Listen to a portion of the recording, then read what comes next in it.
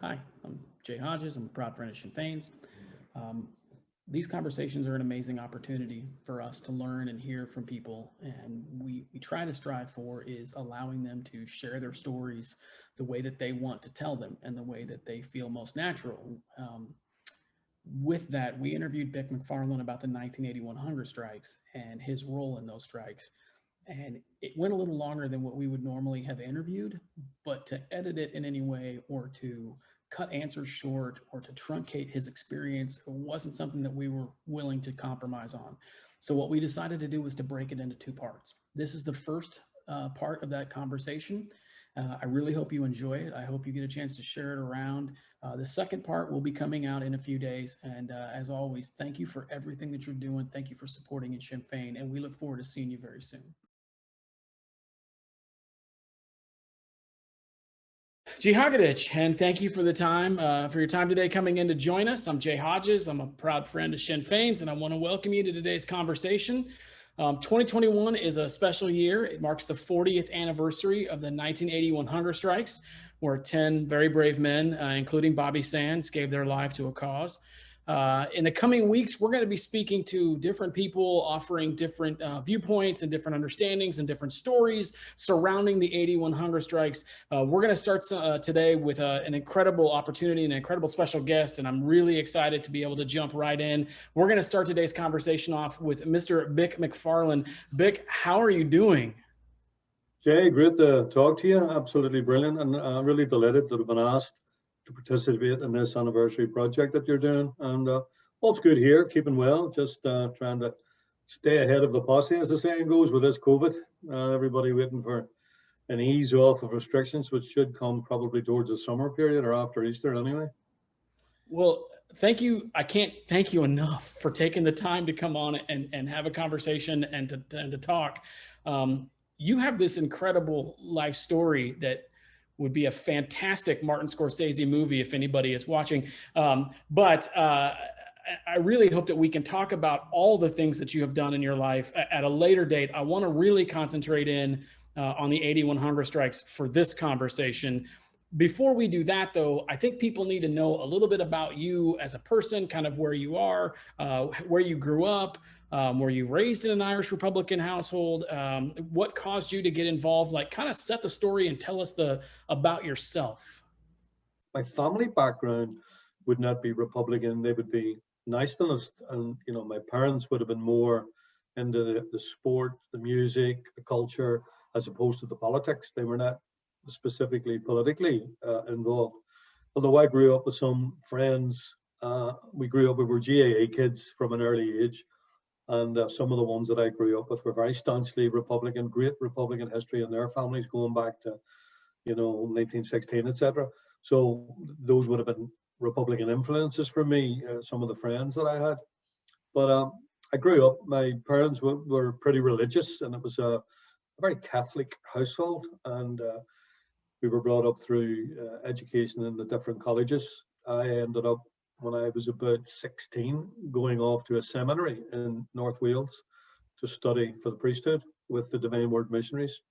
And it was during this period that I was away that civil rights campaigns had started here in the North, taking a lesson from Martin Luther King and the civil rights campaigns in America. So in terms of my influences, the influences that came on me in terms of republicanism, they didn't really come into vogue or come into play, I suppose, until the pogroms of 1969, when the civil rights marchers were battened off the streets, attacked by state forces of RUC, B specials and loyalist hordes. Totally and absolutely, and everybody's very familiar with the siege at Derry and the Bogside, and all the violence and brutality that occurred there by state forces, and how the people resisted. And in Belfast, similarly, people resisted against the attacks. So what happened was, and I actually was home on holiday from college, on leave for the summer holiday in '69, when the pogroms happened in Belfast and North Belfast, as well as everybody's heard about Bombay Street and how The place was decimated and people killed, and RUC, B specials, loyalist gunmen attacking the Catholic area down towards the Falls Road. The same thing happened with us, and I happened to be at home on holidays and was in my friend's house who lived on the very, very front of the Crumlin Road, and we were attacked by, I mean, literally, there must have been a couple of thousand between state forces of the RUC and the B specials and loyalist hordes just attacked our town, and countless dozens of people were injured by gunfire. 2 were killed, and so many houses, 2 or 3 streets, Brookfield Street, Hooker Street, corner of Herbert Street, front of the Crumlin Road, all burned down on these attacks. And for me, I would say, I mean, people talk about baptisms of fire. Literally, that to me was a baptism of fire, because in a sense, I was actually on the front of the road trying to help my friends and their family to get out, and we got caught right bang smack in the front of the attacks, and we were very lucky to get out. 3 or 4 of us get out of it around a side street and up out of the way without being injured. So for me, that was a bit of a, as I said, a baptism of fire. I was due back in college in September, and I did go back. And for me, I don't think I could settle just as well as I had been during the previous year. I was regarded as a pretty decent student. I was good academically, and everything was working well. But the second year in the seminary, I didn't settle. I was focusing back on the situation here. And when I came home towards the summer of 1970, I had decided that I wasn't going back again. I would say that's maybe a variety of reasons, but I think that, the traumatic effects or events of 1969 in our area would probably a major impact in me making the decision to come home. Now, that story is just throwing me for a loop. I had not heard that one before. You are arrested in '76, and I'm going to get some of this incorrect, and I apologize, and I'd ask you to clean it up for me. You're arrested in '76. The political status is revoked in '78. And at that time, you joined the No Wash protests in the H blocks. Is that about right? Yeah, just 1 or 2 years off the mark there, Jay. Okay.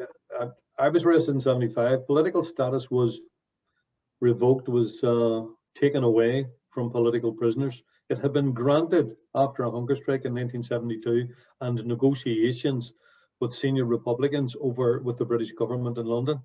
They had introduced political status. They termed it as special category status, but the subtext in the legislation refers to it or defines it as, people convicted of offences related to a political nature. So, for want of a better term, it was political status. Sure. The British took it away again in March 1976 because political status with the internees, people who were arrested without charge, without court, and interned without trial, were held there between 1971 and Christmas 1975, with no recourse to any appeal or judicial process. You wouldn't have anything like that in America.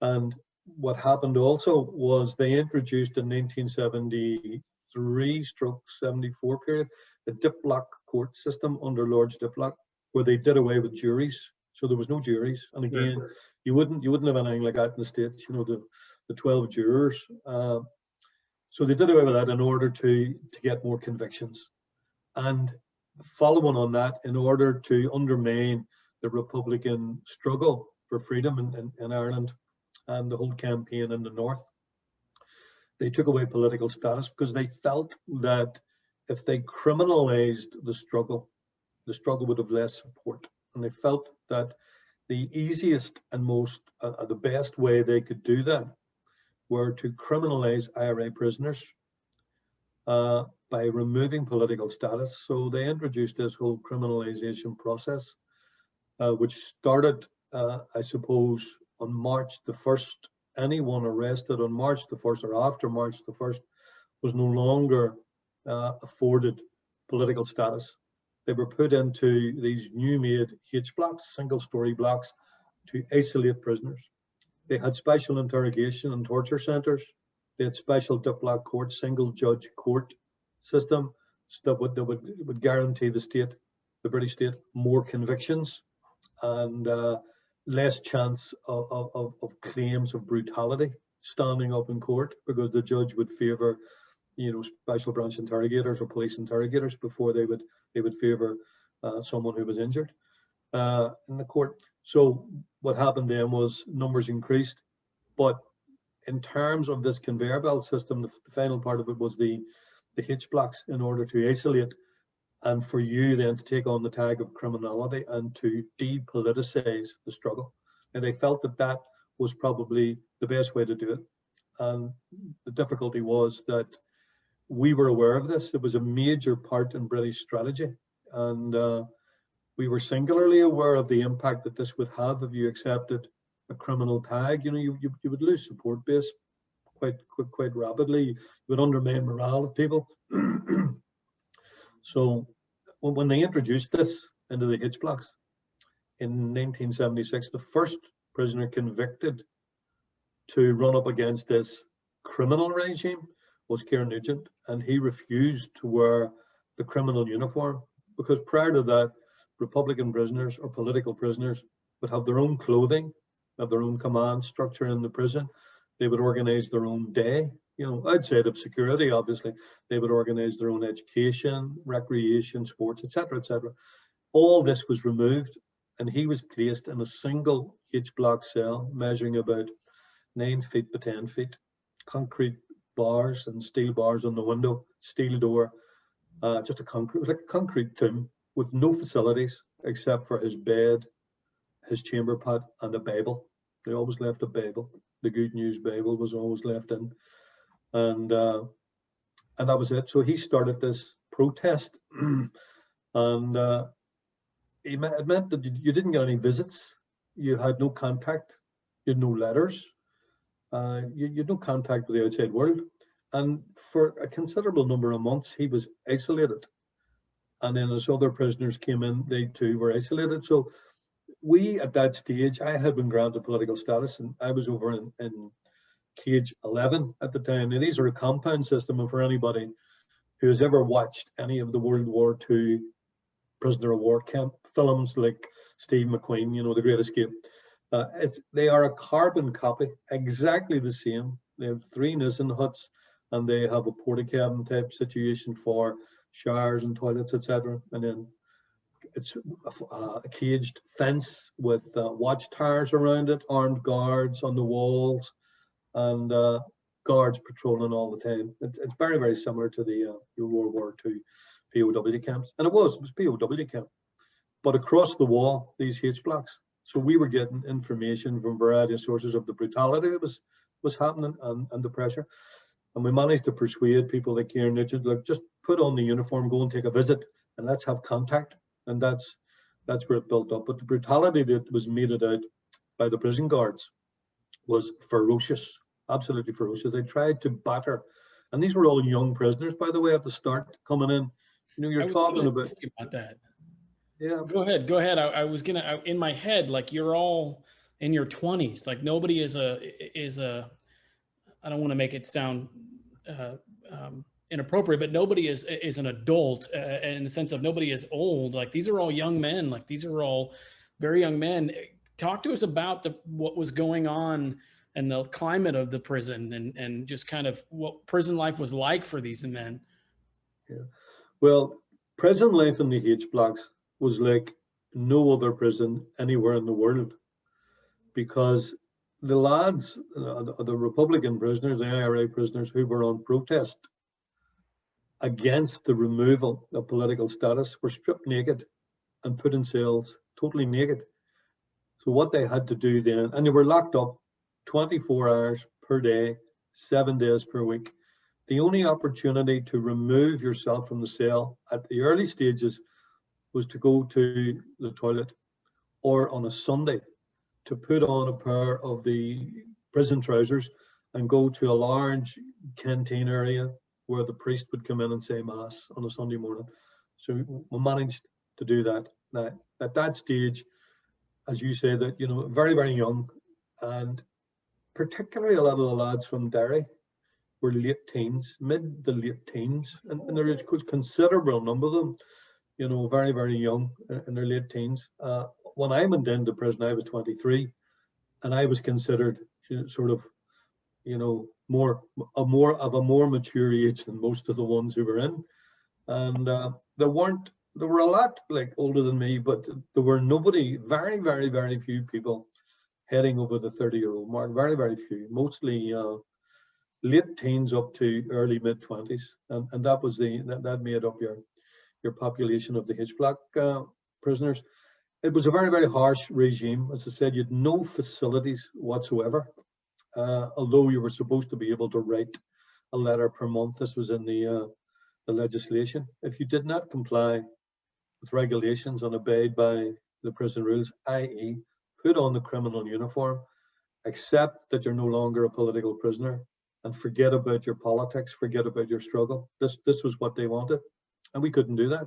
And Kieran Nugent, as I said, was the first person to challenge this, and he was met with the full force of the regime. It was systematic brutality, systematic torture of prisoners to get them to conform to the criminal regime.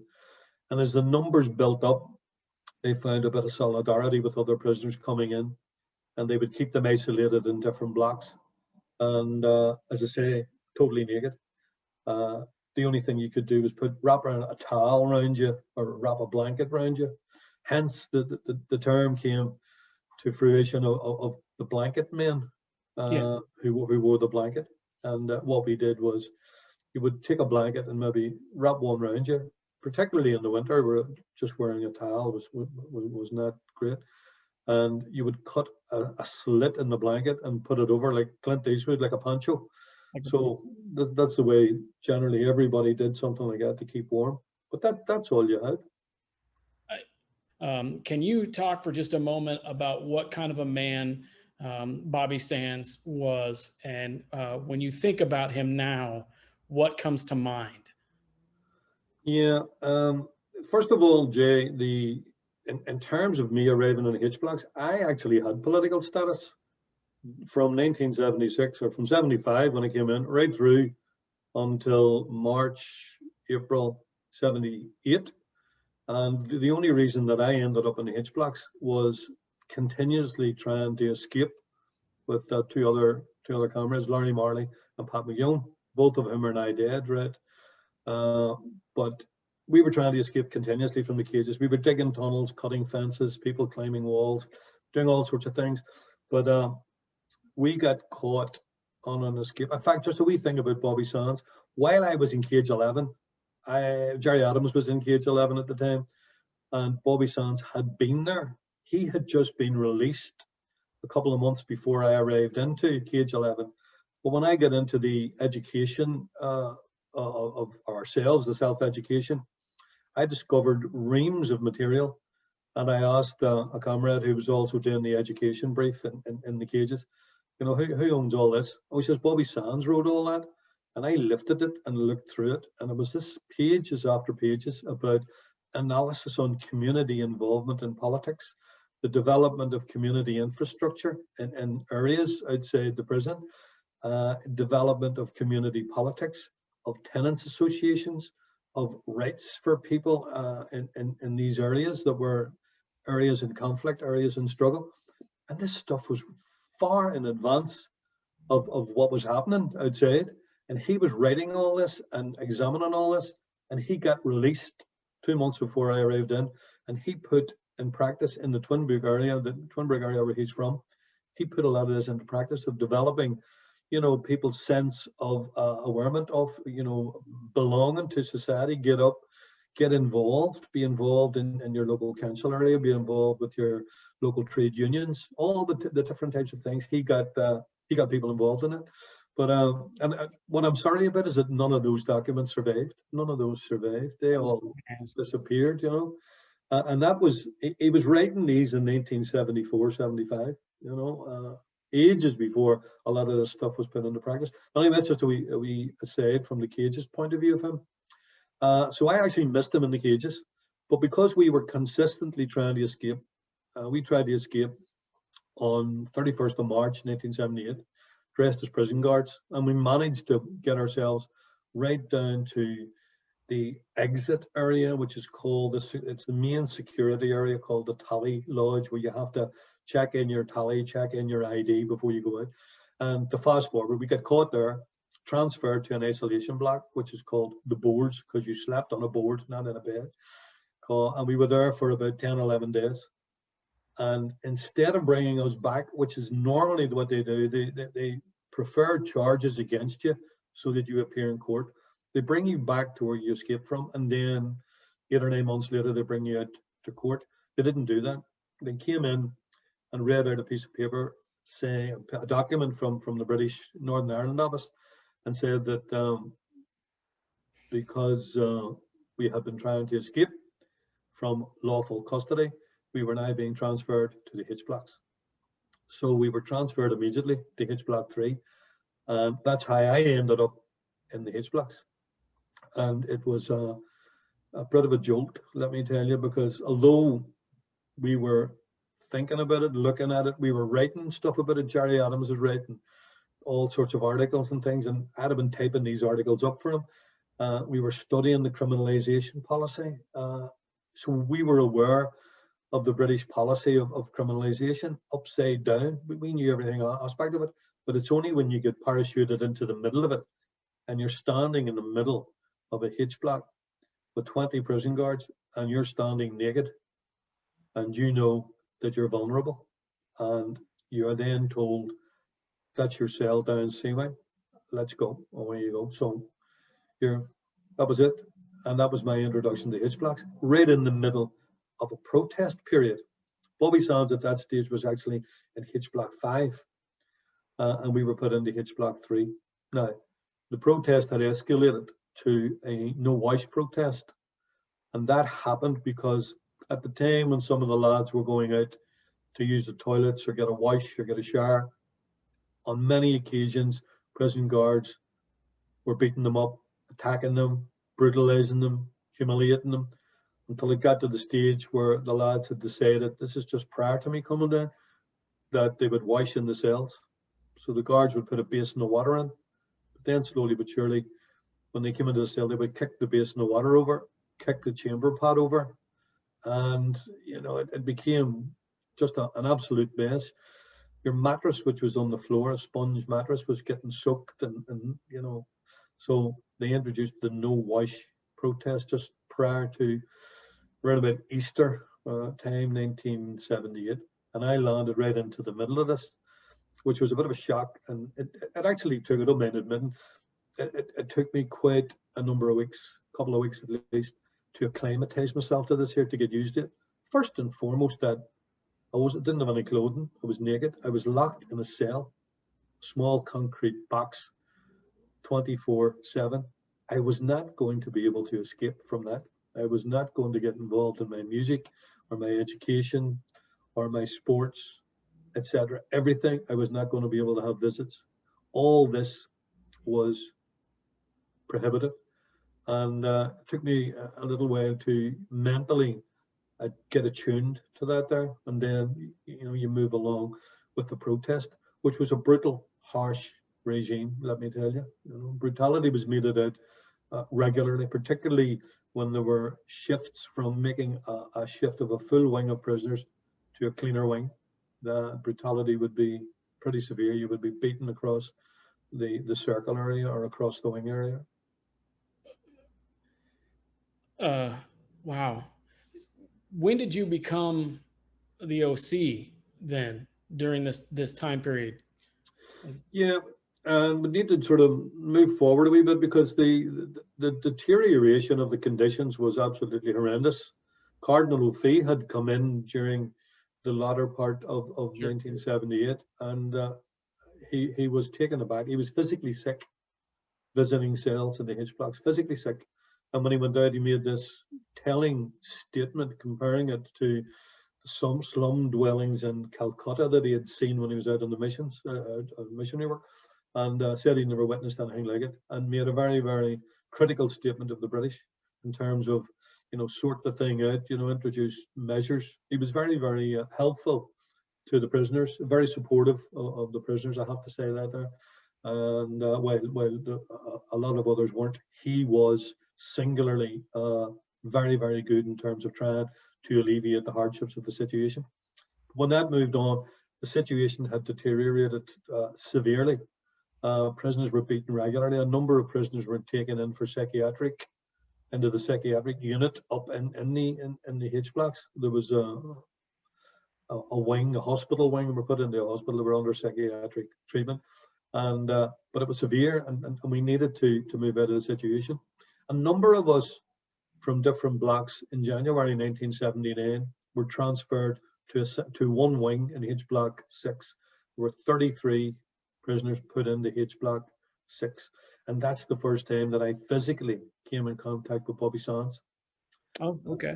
That was my first physical meeting of him. I had known about him, and I'd read about him, and read his stuff in the cages. I'd heard about him. He was on what we had as, and it's a military sort of regime that we run, and he was on our camp staff in the H blocks, and he was one of the senior people. So when we met in H block 6, we talked and we met, and then we got involved in discussions about how we would move forward. And then it's from that period that I became more closely involved with him and others in H block 6 to try and get things moved forward. Different suggestions, different ideas. How do you increase a protest that is a no-wash protest, that is brutal, that is a harsh regime? How do you do anything like that? And he struck me. He had a very poetic mind. He was very analytical. He had politics analysed to a fault. He knew what PR was, and he was encouraging people to write out to personalities, celebrities, politicians, academics, trying to highlight the plight of the protesting prisoners in the H blocks.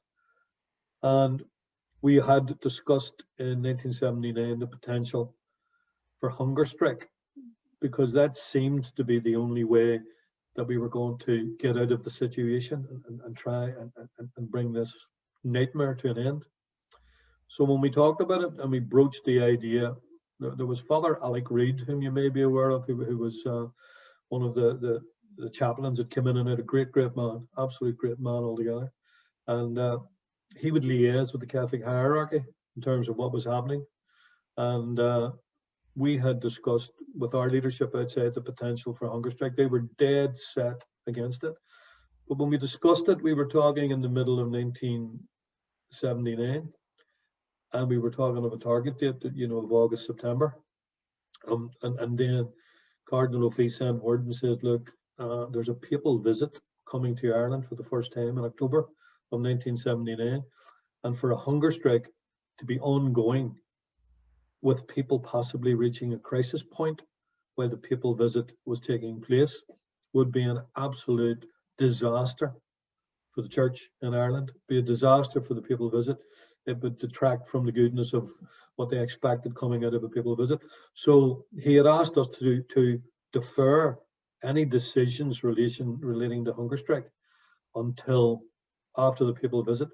And in the meantime, that himself and Bishop Edward Daly from Derry would use their good offices to lobby Maggie Thatcher's government in terms of introducing, a dialogue, or at least measures that would alleviate the situation in the H block, an attempt to get out of the dire situation. So we agreed, and we moved on in that situation. So Cardinal O'Fee, but he actually, from we agreed to do that, it was almost 8 months that he was lobbying Thatcher and her government to try and get some, even menial reforms introduced to alleviate the situation. And quite frankly, her and her colleagues in the Conservative government led the Cardinal and Bishop Daly a merry dance all around the place, even to the extent when pressure became on them, they introduced this measure of prisoners may now have their own civilian clothing. And Cardinal O'Fee welcomed this as a major step, we also would have welcomed this as a major step if they were giving us our own clothing, which was part and parcel of the 5 demands that we had put out for ourselves and our women colleagues in our women prisoners in Armagh Women's Prison. We had put out the H Block Armagh Committee and put out a series of documents, but one of the key things was the 5 demands. Number 1 on it was prisoners should be allowed to wear their own clothes. So Cardinal O'Fee greeted this greatly and then travelled home from Rome. He was out at a seminar in Rome and travelled home to welcome this, only to be told that Mrs. Thatcher did not say they could have their own civilian clothes. She said and she told the Cardinal this, no, we have told the prisoners they can have clothing of a civilian type nature, which is not their own civilian clothing. Yeah. And they brought these in. O'Fee felt betrayed by this here and felt that this was a major slapdown. And this was the camel. This was the straw that broke the camel's back as far as we were concerned, because we knew that they were just playing about. There's a great shot in a film called Hunger, where Michael Fassbender plays Bobby Sands. Yeah. And it's the part where they introduce the prison type civilian clothing, and the prison guards are laughing as it's being introduced, and you see the upsurge in the Bobby Sands character until he just explodes and wrecks up the furniture. You know, it's a great telling point to demonstrate, you know, how crazy that sort of situation was. But that's the one that broke the situation, and then we went into hunger strike mode.